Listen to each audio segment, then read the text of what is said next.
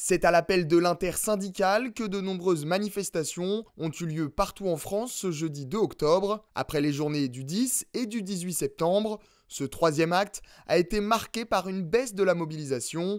On fait le bilan. Commençons par les chiffres de cette journée de grève. D'après le ministère de l'Intérieur, 195 000 personnes ont manifesté dans toute la France aujourd'hui. Un chiffre bien en deçà des 600 000 personnes annoncées du côté de la CGT. Pour rappel, lors de la dernière journée de mobilisation le 18 septembre, la place Beauvau avait recensé un peu plus de 500 000 manifestants, quand les syndicats avaient affirmé en avoir compté 1 million. Un essoufflement de la mobilisation, encore plus visible quand on prend les chiffres dans les grandes villes. À Paris, le nombre de manifestants dégringole, passant de 55 000 le 18 septembre à 24 000 aujourd'hui, selon la préfecture de police.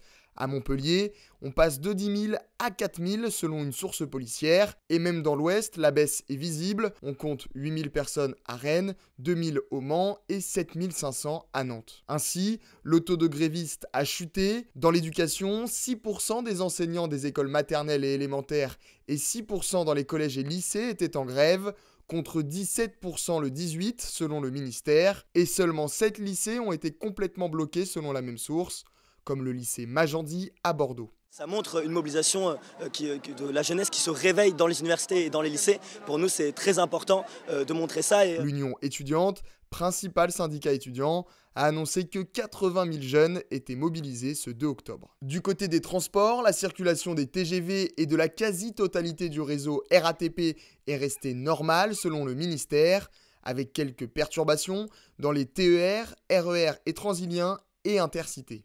Cet appel à la grève pour plus de justice sociale et fiscale avait été lancé par l'intersyndicale. L'organisation était en tête de cortège à Paris. Leur objectif, faire fléchir les orientations budgétaires du nouveau Premier ministre Sébastien Lecornu avant sa déclaration de politique budgétaire. Il n'a même pas nommé son gouvernement, il n'a même pas présenté son budget, il est là depuis moins d'un mois et il a 3 journées de manifestations et de grève dans le pays. On voit que la colère sociale est énorme, qu'elle n'est pas prête de se calmer et que ce n'est pas des discours de langue de bois ou des mesurettes qui permettront d'y répondre. Si le bilan de la secrétaire générale de la CGT reste positif, le secrétaire du PS, Olivier Faure, constate la baisse de la mobilisation. Et donc il n'est pas illogique qu'au bout de 3 manifestations en un mois, il y ait moins de monde.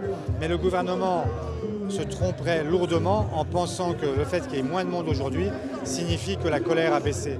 Dans la majorité des villes de France, aucun incident n'a marqué la journée. La préfecture de police fait état de 4 interpellations dans l'agglomération parisienne. Enfin, si les syndicats assurent vouloir maintenir la pression sur le gouvernement, aucune nouvelle date de mobilisation n'a été confirmée. L'attention est désormais tournée vers Sébastien Lecornu, qui ne devrait plus tarder à nommer ses nouveaux ministres.